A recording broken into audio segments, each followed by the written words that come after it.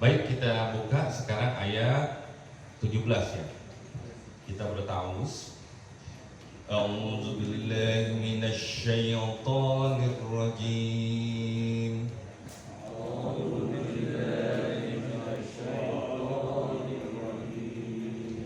Bismillahirrahmanirrahim.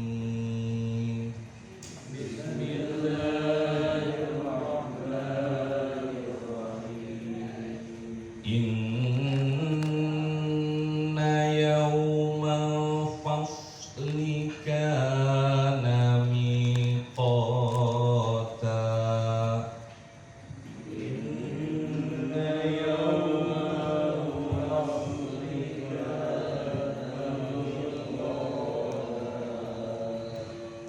Aku berlindung kepada Allah dari segala godaan syaitan yang terkutuk dengan menyebut nama Allah yang Maha Pengasih lagi Maha Penyayang. Inna yaumal fasli, sesungguhnya hari keputusan di antara semua makhluk.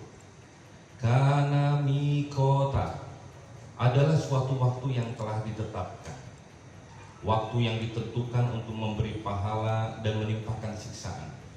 Karena pada surat An-Naba ini ada dua, satu berupa targhib, yaitu suatu berita kesenangan, maupun tarhib berupa ancaman.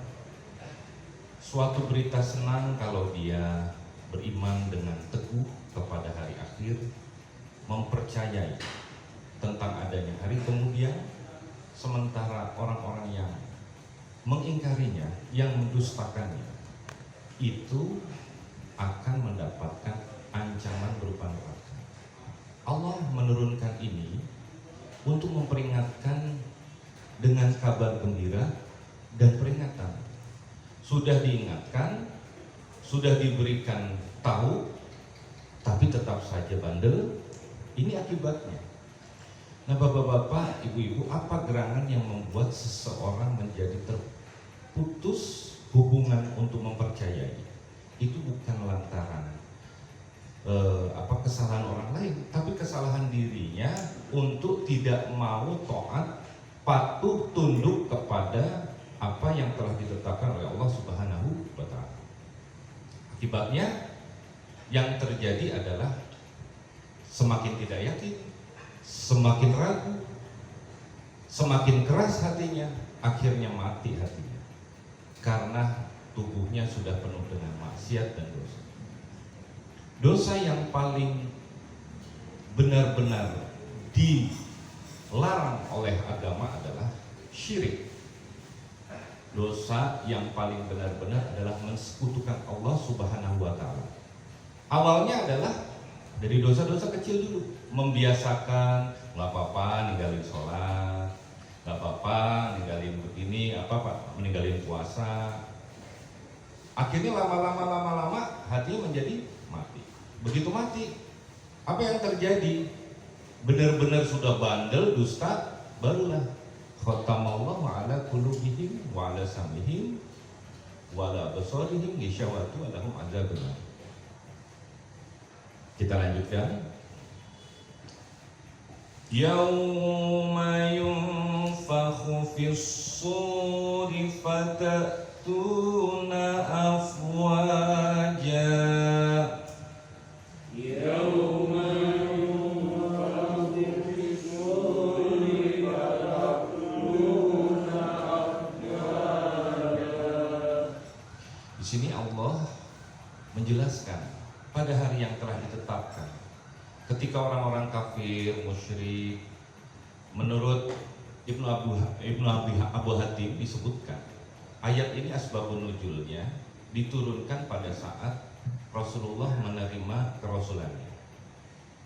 Diterangkan tentang adanya hari akhir, maka mereka bertanya-tanya. Muhammad itu mengajarkan suatu agama bahwa setelah kematian sekarang ini di atas dunia akan ada kehidupan yang sungguhnya, akan ada kiamat. Hari apa itu? Mereka mempertentangkan. Di situ ada orang yang menjadi percaya, ada orang yang menjadi mengingkarinya, ada orang yang ragu, ada orang yang yakin. Semuanya tergantung kepada pilihan masing-masing. Kita diberikan akal preparat yang sama dari zaman Nabi Adam sampai sekarang. Allah di ayat sebelumnya ini menjelaskan tentang 9 hal yang dijelaskan di dalam surat An-Naba. Bumi ini adalah sebagai tempat hamparan. Ini loh, siapa yang bisa menciptakan bumi selain Allah? Apakah manusia bisa menciptakannya? Sebagai hamparan dengan adanya gunung-gunung, adanya lautan, adanya langit, adanya laki-laki dan perempuan yang berpasang-pasangan. Semua itu siapa yang menciptakan? Apakah sesembahan-sesembahan kalian, Lata, Uzza, Hubal? Apakah sesembahan-sesembahan kalian yang lain, Tuhan-Tuhan sekutu-sekutu kalian? Tidak ada yang bisa menyamakan. Bahkan menciptakan satu dahan kering dari yang tiada menjadi ada, tidak bisa dilakukan. Maka wujud daripada rasa syukur manusia adalah mempercayai secara yakin, utuh, sami'na wa ta'na, mutlak, tanpa ada keraguan sedikit pun. Sehingga hatinya menjadi patuh, takut berbuat dosa, takut berbuat maksiat, takut berbuat jahat, takut berbuat iri dan dengki kepada manusia lain, takut berbuat khianat. Kenapa? Karena ada muncul setelah iman itu adalah ihsan, rasa Allah itu maha melihat, ya sami'un ya basirun. Nah sekarang orang udah gak percaya sama akhirat, maka wajar saja bagi dirinya menabrak semua aturan, koridor, larangan dan tantangan yang diberikan oleh Allah Subhanahu wa ta'ala. Ditabrak saja olehnya. Nah hari kiamat ini apa tanda-tandanya? Yauma yunfakhu fis-suri, yaitu hari yang ditiupkan sangkakala. Di sini yang meniupnya adalah malaikat Israfil. Ditiupkan pada saat itu, apa kemudian? Fatatuna, lalu kalian datang dari kuburan kalian menuju ke mauqif atau tempat penantian. Ketika dikubur, bangkit semuanya. Afwaja, berkelompok-kelompok secara bergelombang, yang masing-masing gelombang berbeda dengan gelombang yang lainnya. Di sini mulai dari makhluk yang namanya manusia dari zaman Nabi Adam sampai dengan nanti terakhir kepada yang terakhir menghadapi kiamat. Sampai manusia terakhir di atas bumi. Bayangkan jumlahnya. Sekarang saja penduduk bumi berapa? Udah 5-6 miliar. Bayangkan dari zaman Nabi Adam sampai sekarang dikumpulkan. Kita lanjutkan lagi. Wa futihatis samaa'u fakanat abwaba.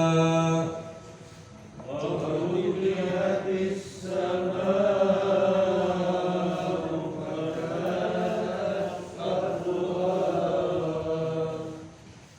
Wa futihatis sama', dan dibukalah langit. Artinya langit terbelah, dan pada saat itu malaikat turun secara bergelombang. Ruh-ruh manusia, malaikat, semuanya berkumpul.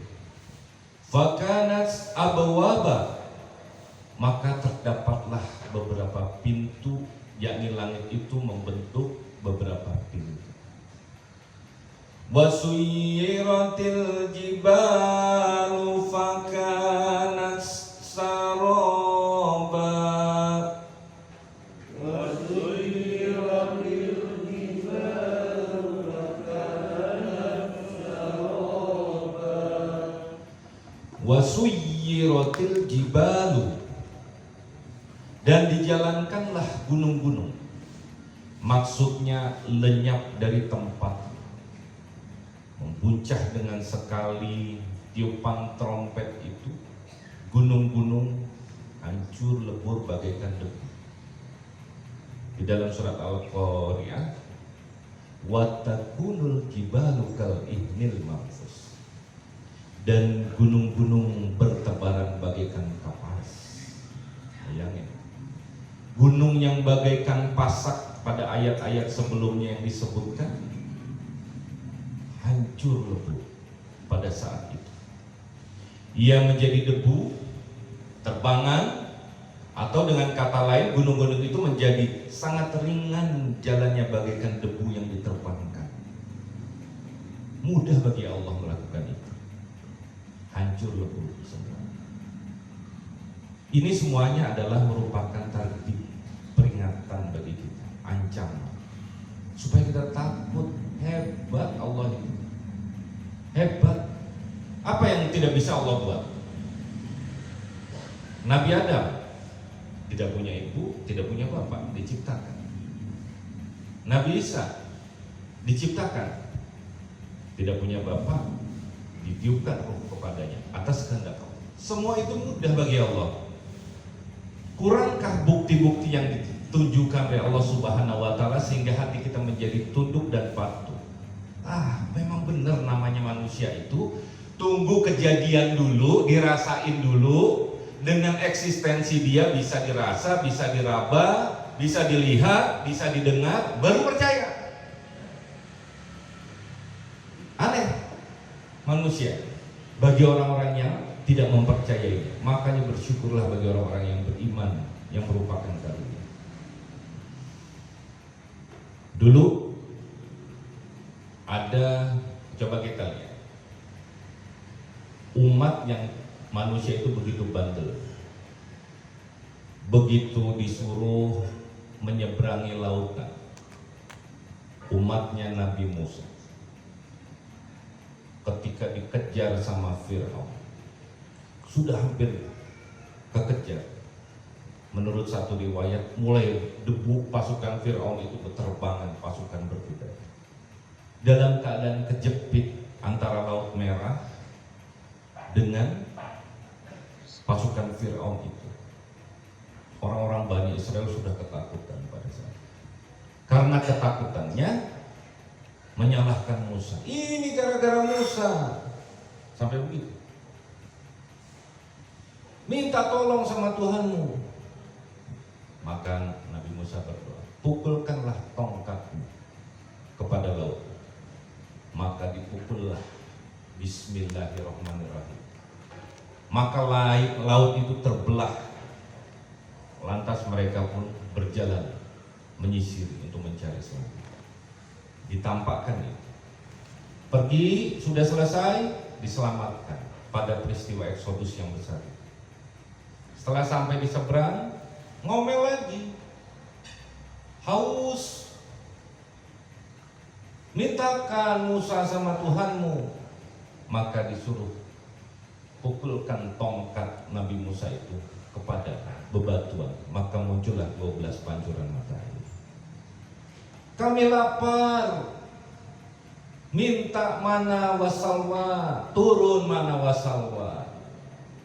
Turun langsung dari langit, makanan-makanan langit, makanan dari surga. Mujizat-mujizat itu ditampakkan di depan mata. Lihat tabiat manusia. Ketika Nabi Musa pergi ke Bukit Tursina, menitipkan pada Harun, hanya dalam waktu singkat saja. Ada konon mengatakan 40 hari saja.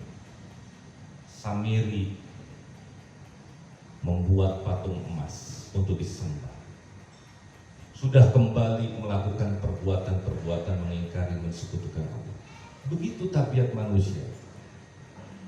Kita lihat sekarang di sini, ingat surga, ingat neraka, dosa itu nggak boleh ngambil hak orang lain, nggak boleh ini, nggak boleh berbuat zalim. Allah ngomongnya surga neraka, surga neraka. Emangnya lu pernah ke sana?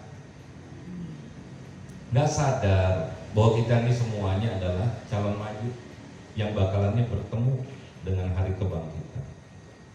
Nah, nanti dikatakan gambaran-gambaran hari akhir itu, langit terbuka, maka pintu-pintu itu ada dari langit dan malaikat turun dengan bergelombang. Kita teruskan ayat 20. Ayat 21 ya. Inna jahannama kanat mirsada. Inna jahannama kanat mirsada. Sesungguhnya neraka jahanam itu padanya ada tempat mirsada, pengintaian. Artinya selalu mengintai atau ada tempat pengintaian, menunggu mangsanya. Siapa itu? Orang-orang yang dusta, orang-orang yang mendustakan hari akhir, yang tidak percaya Allah, tidak percaya akan adanya pahala dan ganjaran, tidak percaya akan adanya peringatan dan dosa. Seperti itulah tingkah orang-orang yang dusta. Littagina ma'aba. Littagina ma'aba. Littagina, bagi orang-orang yang melampaui batas. Karena itu mereka tidak akan dapat menyelamatkan diri daripadanya. Pada saat itu, kalau di atas dunia masih bisa berbohong, masih bisa bersilat lidah, masih bisa sewa pengacara, masih bisa berkelit, cari kambing hitam, dialihkan isu, masih bisa. Tapi pada hari itu udah jelas, bukti nyata bukan lagi 3 dimensi, 6 dimensi, kelihatan semuanya. Tuh lihat bukti nyatamu. Pada saat itu mulut terkunci, semua bisa berbicara, tangan, kaki. Pada saat itu ditanya, lihat di ayat yang lain, faman ya'mal mithqala dzarratin khairan yarah wa man ya'mal mithqala dzarratin syarran yarah. Allah nggak akan pernah luput terhadap amal-amal kebaikan dan keburukan dari manusia. Sebesar atom biji zarah tak terlihat oleh kasat mata. Virus corona sekarang, virus corona bisa dilihat dengan mikroskop elektron, bisa dilihat. Bahkan bentuknya saja sudah bisa tahu corona, ya kayak matahari. Bentuknya ada duri-duri di atasnya. Makanya PCR kita lihat, antigen bisa kita lihat, ditemukan ini proteinnya diambil. Lebih kecil dari itu nggak kelihatan, Allah tidak pernah luput. Bayangkan oleh kita. Makanya, aduh takut ya Allah, saya mau berbuat melanggar perintah-perintah. Takut. Ini enggak, udah berbuat dosa bangga sama dosanya. Gue dulu minum bir 10 botol nggak mabuk, lalu baru 2 botol udah mabuk. Coba gitu, bangga sama dosanya. Allah saja menutup aib orang, dia buka-buka aib diri dia sendiri. Bangga dengan dosanya. Aduh, lu mah masih kelas-kelas ini lah. Gua mau udah pada ngerasain semuanya. Coba pikir, bangga terhadap dosa, nggak takut bahwa dia bakalan mati dan dimintakan pertanggungjawaban. Nah, neraka jahanam itu selalu mengintai orang-orang. Takut ya dengan ayat ini, takut, ngeri digambarkan seperti itu. Supaya kita apa? Benar-benar takut. Makna takwa diantaranya adalah takut untuk berbuat dosa, takut berbuat maksiat, takut mempunyai sifat yang jahat untuk mendolimi orang lain. Ma'aba, sebagai tempat kembali, karena mereka akan dimasukkan ke dalamnya bagi orang-orang yang benar-benar berdusta, mendustakan hari akhir. Labithina fiha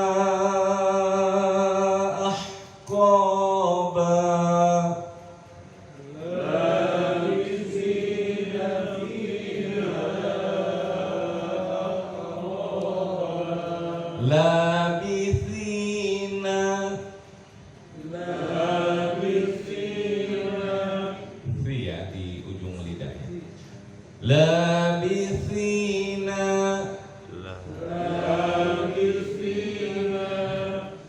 labithina, mereka tinggal,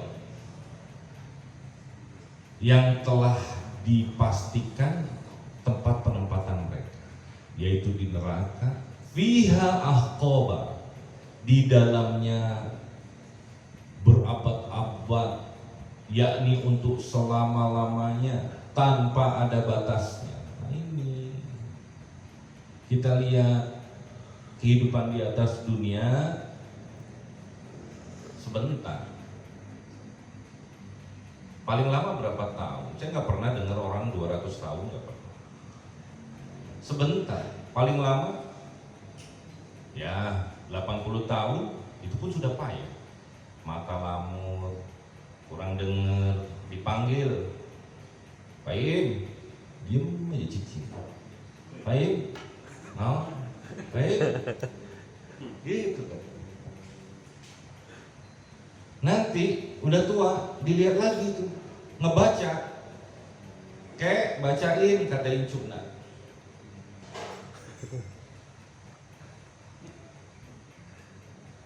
Nah, kita lihat presbiopia, udah parah lagi. Kata anaknya operasi katarak, di mana RSUD aja, minta tolong sama Pak Iim. Pak Iim tolongan, ayo mangga BPJS nah operasi. Dilihat, begitu selesai operasi sama aja, udah rusak kena makulanya karena usia, perdarahan makula. Coba degenerasi makula. Kita mau lihat ke situ, manusia itu lemah. Makanya episode kalau kita sudah tahu innamal hayatad dunya la'ibun wa lahun. Dunia itu adalah permainan dan senda gurau belaka. Jabatan, pangkat, naon yang mau disombongin? Duit, kekayaan, naon tadi bawa ke kubur? Nggak ada. Begitu udah selesai, dalam jangka waktu yang singkat itu kita menemui sebuah pintu yang namanya mati. Itu suatu keniscayaan. Ini yang di depan saya nih, kalau mayit, siapa yang duluan? Nggak tahu. Selesai, barulah menuju kepada al-hayatul baqiyah, kehidupan yang kekal abadi, yang sesungguhnya. Nah, dalam rentang dunia yang sebentar ini, kita itu seperti dikasih lembaran kertas kosong, kemudian diberikan persoalan, diuji sama Allah, untuk dijawab diisi. Jawabannya nanti diponten, rokib atid, mencatat perbuatan kita, nanti dilihat. Dan catatannya itu detail. Kamu jawab apa dulu? Saya kasih ujian cobaan. Kamu dulu saya kasih ujian, kamu lari kan, mengundurkan diri kan? Ketahuilah, seorang nelayan hebat itu adalah hasil daripada mengarungi samudra yang bagaikan badai yang hebat. Semakin hebat badai dan dia selamat, semakin hebat nelayan. Seperti itu. Cobaan kuliah, kamu gak sabar kan, ngomel, ngeluh sama Allah, ngatur Allah kan kamu. Coba. Padahal Allah nyuruh wa may yatawakkal 'alallah fahuwa hasbuh. Barang siapa yang bertawakal kepada Allah, Allah akan berikan kecukupan. Kamu masih mau ngatur-ngatur aku kan? Tidak ridho sama ketetapan Allah. Ponten-ponten itu tuh ada semua. Makanya menggadaikan kehidupan yang berabad-abad yang selamanya itu dikorbankan hanya kehidupan yang secuil saja. Sementara nikmat surganya itu dia lupakan. Nah, di sini nih sebenarnya inti loh Bapak-bapak Ibu-ibu dari keimanan. Namanya Islam itu berserah diri kepada Allah. Jangan ngatur apa? Takdir, iman kepada qada dan qadar. Orang yang nggak percaya kepada qada dan qadar, takdir Allah, sifat qanaahnya akan hilang. merasa cukup dengan yang adanya kan. Dia akan coba mengatur semua yang ada. Akhirnya yang terjadi menjadi orang kufur nikmat, kurang aja. Mau bukti? Mau bukti? Banyak buktinya. Koruptor itu orangnya kaya-kaya apa miskin sih? Kaya. Coba pikir sama kita. Apakah mereka kekurangan? Iya, miskin hatinya kurang aja. Coba ngatur ini, ngatur ini, ngatur ini, ngatur itu. Lupa Allah Maha melihat. Hei, Allah melihat kamu, Allah melihat kamu. Allah mendengar kamu, jangan bersekongkol. Kalau udah ada begitu, baru kita tahu iman kita. Allah Maha melihat, Allah Maha mendengar. Mangga Allah disanggakeun ku abdi, saya terima ditampi ya Allah. Itu namanya satu kekayaan, yaitu kekayaan batin yang tidak bisa dinilai dengan uang. Kita teruskan. La yadhuquna fiha bardan wala syaraba.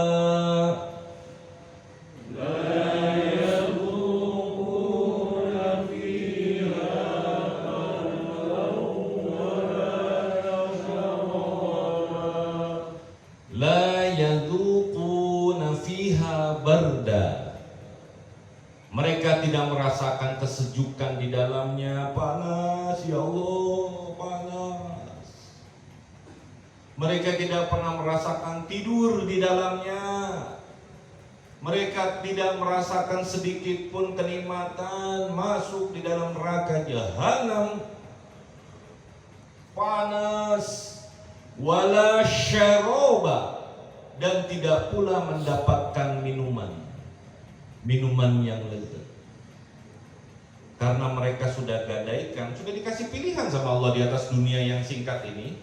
Seperti tadi diberikan lembaran, kamu jawabnya salah semua.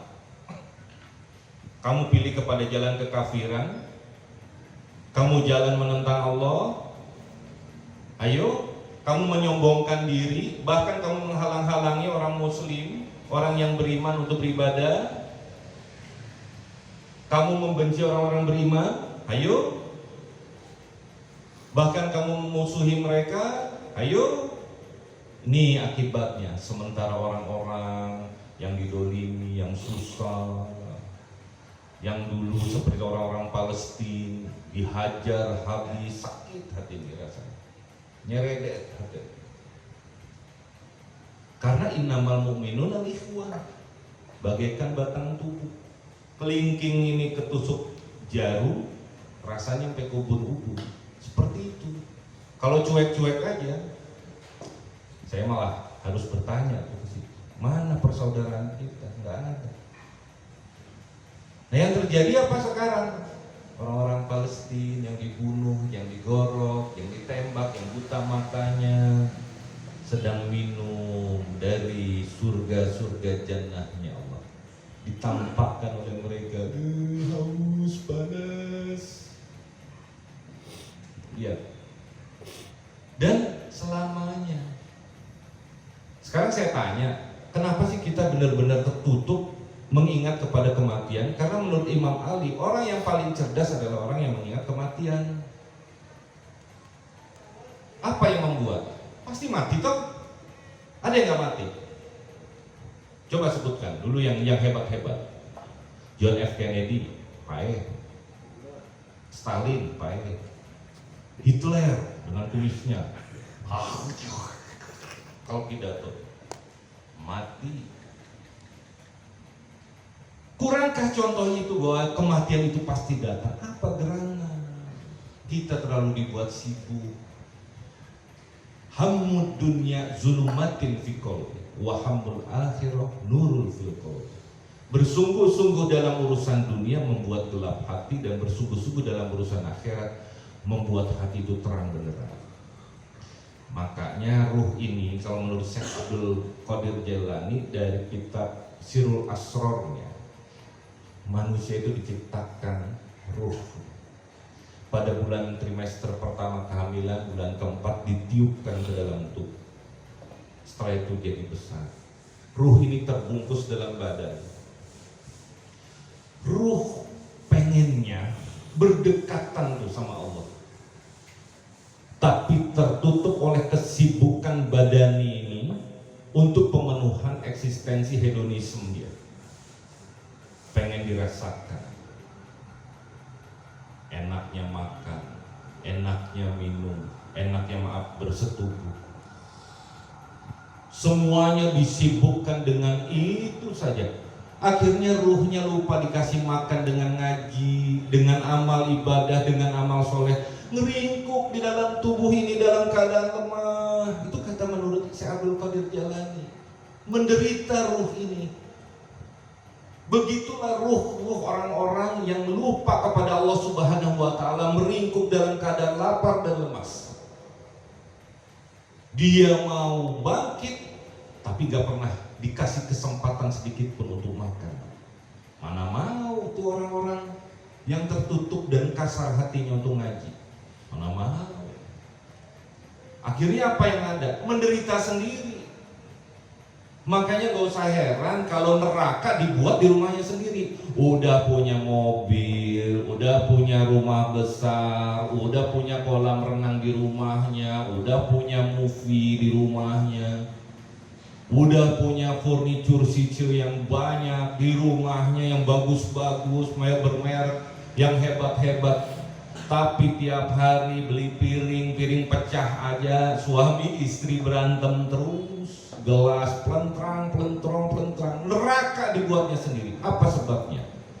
Hanya pada pemenuhan jasmani saja. Ruh dia sakit karena nggak pernah dikasih makan. Kalau ruh sakit itu, udah orang nggak bisa nahan emosi, wajar. Orang sudah katanya udah kayak binatang, wajar. Udah lupa aja udah terus. Nah, dengan adanya ayat-ayat ini mengingat kepada kematian dan hari akhir, aduh, jangan sampai duniaku itu menggadaikan akhirat. Sekarang banyak melupakan akhirat, ala ntar udah tua, masih muda mah hantam bro. Benar gak? Banyak kayak gitu. Banyak. Begitu sudah gak bisa ngapa-ngapain, baru tobat. Ngejar tobatnya susah. Dulu bukan main, ada orang gaplok, gelepak. Ada orang sedikit gelepak. Waktu masih mudanya keke, hebat. Begitu sama, ayo terus dikasih sama Allah, silakan hidup. Jadi jeget, wah berjinah sana, berjinah sini, senang-senang, minum sana, minum sini. Umur 55 tahun, kena stroke. Ayo tobat. Ngejarnya kayak gimana coba? Ketika timbangan mizannya Allah Maha Pengampun, tapi ngejarnya kayak gimana? Mumpung masih sehat, mumpung masih muda, beramal sebaik mungkin, secepat mungkin. Makanya waktu itu jangan dibuat disia-siakan. Mumpung ada waktu untuk beramal, jangan tunda-tunda besok, karena nafsu ini cenderung untuk berkelebat dengan yang namanya setan waswasok, untuk selalu bikin orang malas untuk beramal ibadah, menunda-nunda pekerjaan baik. Jangan, mumpung ada duit, habisin udah. Duit taruh di kantong untuk beramal sedekah. Nanti sayang, tar aja. Akhirnya momen emas hilang. Sayang bapak-bapak itu. Ayat berapa nih sekarang? Ada. Illa hamimau wa ghassaqa.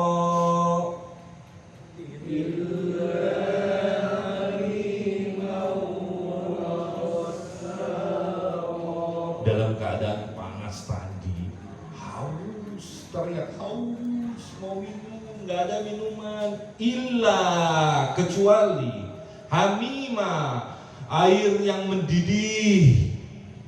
Air yang panasnya tidak terperikan. Kalau kita mah cuma 100 derajat tuh udah geluk. Di sana mah ribuan derajat. Panasnya tak terperikan. Wa ghassaqo, dan nanah yang keluar dari tubuh penghuni-penghuni neraka yang berkumpul semuanya. Mau minum apa lagi? Mau minum itu mati, pai. Hidup lagi, pai. Aduh, ada nanah, saya minum aja nanah. Kita lihat nanah, kalau orang gangren, diabetikum atau ulkus, atau pada furunkulosis, furunkel, begitu kita pencet cepret nanah keluar, itu tuh diminum. Bakterinya kayak apa, kotornya kayak apa, ada plasma, baunya kayak apa, tuh disebutin di sini. Takut ya Allah, takut kayak begitu, takut. Jazaa'an wifaqa,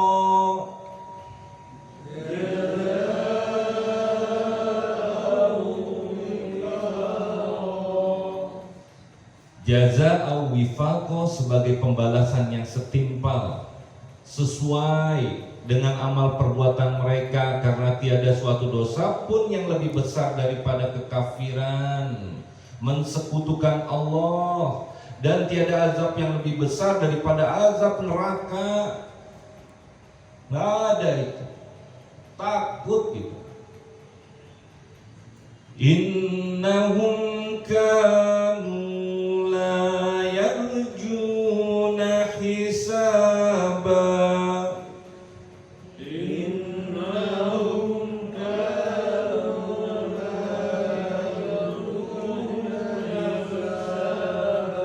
Innahum kanu la yarjuna, sesungguhnya mereka tidak mengharapkan. Yarjuna artinya mereka tidak takut hisaba, kepada hisab, karena mereka ingkar padanya, pada hari berbangkit, nggak percaya sedikit pun. Kita udah kemarin surat Al-Hijr ya, waktu bulan Ramadan, surat An-Nahl. Surat An-Nahl itu menjelaskan tentang bagaimana kaum Lut, gitu, bagaimana kaum Nabi Soleh. Nih, kamu bakalannya nih kena azab loh, kena siksa. Nggak percaya, datengin sekarang. Udah jangan ngomong banyak-banyak, Soleh, keluarin unta dari bukit. Maka keluarlah bukit. Dari bukit itu unta terbelah keluar, unta. Kaum Tsamud. Coba lihat. Begitu ada, dibunuh untanya. Tetap saja bandel. Mereka minta mujizat, mereka minta bukti. Ketika bukti diturunkan, coba bayangin, masih juga bandel. Aneh kan manusia? Karena tidak ada sedikit pun takut kepada hisab. Semuanya mah aman-aman saja. Satu ayat lagi. Wa kadzabu bi ayatina kidzaba.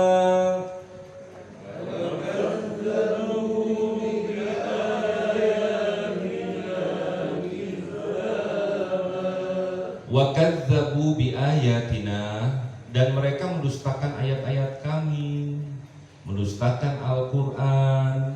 Kidzaba, dengan sesungguh-sungguhnya, maksudnya dengan kedustaan yang sesungguh-sungguhnya.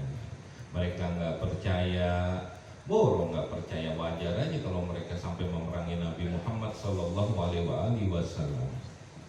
Jadi bapak-bapak, ibu-ibu, dengan adanya ayat-ayat ini, takutlah kita kepada Allah Subhanahu wa Ta'ala, bahwa ancaman neraka itu ada, dan neraka itu akan menunggu, selalu mengintai bagi orang-orang yang kafir dan berbuat dolim, berbuat dosa. Oleh karena itu, kalau kita benar-benar percaya tentang adanya ini, tanya di dalam diri kita, masihkah kita melakukan maksiat-maksiat kepada Allah, berbuat dolim kepada manusia? Semua itu tergantung kepada, mulai dari step yang paling kecil, dari hati dulu.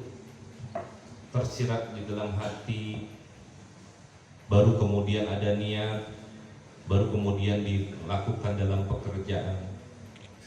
Contoh, iri, dengki, akhirnya ingin mendolimi, menghasut, menghasad. Ini nih begini, akhirnya terjadi persekongkolan, akhirnya terjadi tindakan jahat. Orang yang didoliminya difitnah, jadi malu. Itu tuh berarti kamu gak takut sama hari akhir. Itu kadar keimananmu kepada hari pembalasan itu seperti apa. Bersih kamu teh, jangan seperti itu. Begitu kita benar-benar merasakan di dalam hati, ya Allah aku takut untuk ini, takut untuk itu, ya Allah. Jadi benar gitu. Bebener terus. Ya. Mudah-mudahan Allah mengampuni dosa-dosa kita, amin ya robbal alamin. Selalu memberikan kita petunjuk, kemudahan untuk mendengarkan nasihat-nasihat agama, sehingga kita menjadi orang-orang yang lurus, yang bisa selamat dunia wal akhirat. Semua itu karena rahmat Allah Subhanahu wa ta'ala. Dan semua juga tergantung kepada diri kita, mau atau tidak tunduk dan patuh kepada petunjuk-petunjuk Ilahi Rabbi. Kita tutup dengan doa Bismillahirrahmanirrahim. Alhamdulillahirabbil alamin wassalatu wassalamu ala asyrofil anbiya'i wal mursalin wa ala alihi washabihi ajma'in. Allahumma ya man huwa fi uluhi kainun, ya man huwa fi ilmihi muhitun, ya man huwa fi fi'alihi hamidun, ya man huwa fi majdihi munir. Allahumma akrimni minka binuril fahmi wa akhrijni min zulumatil wahmi warzuqni fahman nabiyyina wa hifzal mursalin wa ilhamal malaikatil muqarrabin bi rahmatika ya arhamar rahimin. Rabbana atina fid dunya hasanah wa fil akhirati hasanah wa qina adzabannar. Wa sallallahu ala sayyidina Muhammadin nabiyil ummi wa alihi washabihi wasallim. Wa subhana rabbika rabbil izzati amma yasifun wa salamun alal mursalin walhamdulillahi rabbil alamin. Yang benar datangnya dari Allah, yang salah datangnya dari diri saya manusia yang penuh kekurangan. Mohon dibukakan pintu maaf yang sebesar-besarnya. Akhirul kalam wabillahi taufiq wal hidayah. Assalamualaikum warahmatullahi wabarakatuh.